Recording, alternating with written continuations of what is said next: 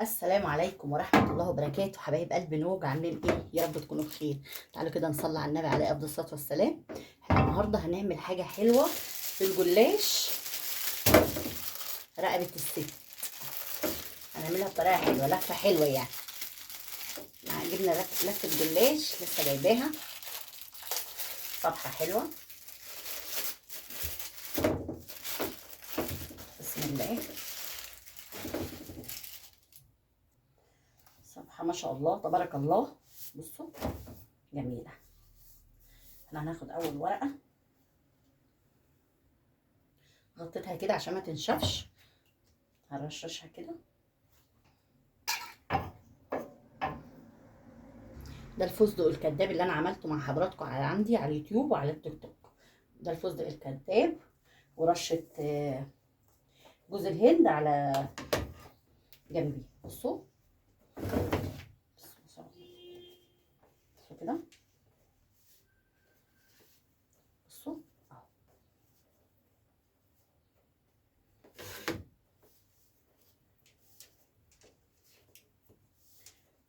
كده بصوا،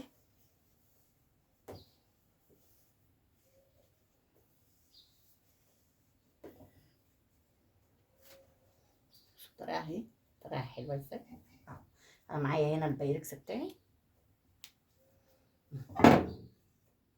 دهنه السمنه، وهعمل برده كمان واحده وانا معاكم.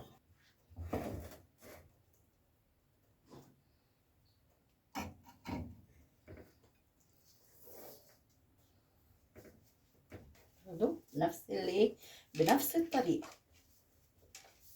منظر يعني. هو كله حشوات واحد يعني، بس شكل بقى نغير.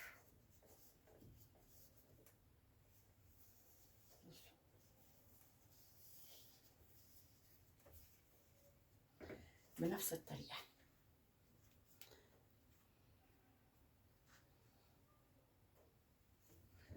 كله هنعمله بنفس الطريقة كده. بصوا ما شاء الله تبارك الله، هي عملت واحدة وناقصة اتنين اللفة، بس ما شاء الله. بص شكلها جميل ازاي. بصوا انا مولعة الفرن، بصوا ما شاء الله تبارك الله اهو. طبعا انا عاملة الشربات زي ما انتوا عارفين كده عندكم. بصوا هنسقيه كده، الشربات بارد.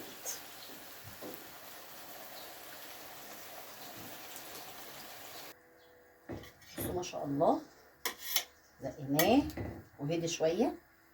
بصوا بصوا، ايه رايكم؟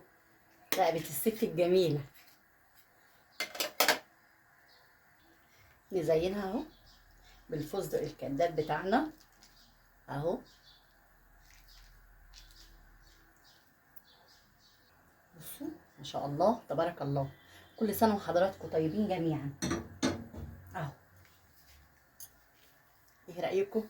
لو عجبكم ما تنسوش اللايكات والاشتراكات في مطبخ نوجة. بحبكم في الله.